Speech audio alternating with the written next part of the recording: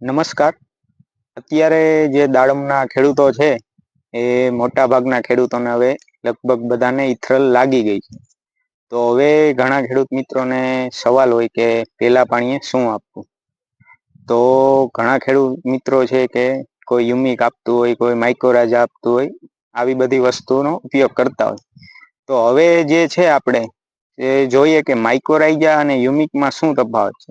માઇક્રોરાઇજા વસ્તુ એક એવી છે કે જીવન ફૂગ છે. માઇક્રોરાઇજા આપણે જ્યારે આપીએ તો જે જમીનમાં કોલોની બનાવે, ત્યારબાદ જે છે એનું ડેવલપમેન્ટ થાય. તો આ બધા જે ક્રિયામાં જે છે માઇક્રોરાજાનો સમય નીકળી જાય. આ સિવાય આપણે દાડમમાં જે છે એ ટાઈમે ટાઈમે 3-4 દિવસે ફર્ટિલાઇઝર છે, આ સિવાય કોઈ ફંજીસાઇડ ઉપયોગ કરતા હોય તો એ વસ્તુ જમીનમાં આપતા હોય છે.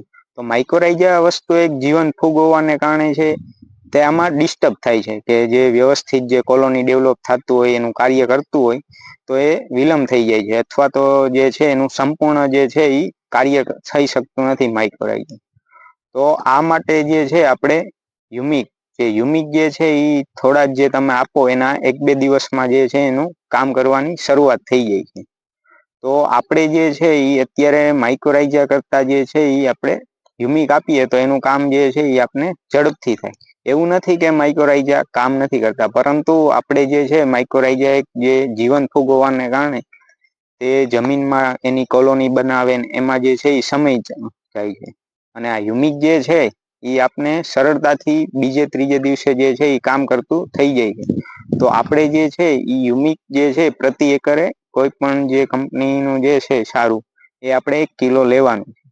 તેનાથી શું ફાયદો થશે તો કે આપણું જે સફેદ મૂળ કહીએ એ એક્ટિવનેસ કરશે. સફેદ મૂળ તો જે છે એ બધાને હોય જ, પરંતુ જે છે એ આ યુમિકનું કાર્ય જે છે એ એક્ટિવ કરવાનું છે. આ સિવાય જે છે આપણો જમીનમાં જે ખોરાક છે કે આપણે જે ફર્ટિલાઇઝર પાછળથી આપવાના છે એ વ્યવસ્થિત કાર્ય થાય એના માટે આપણે આપવાનું છે.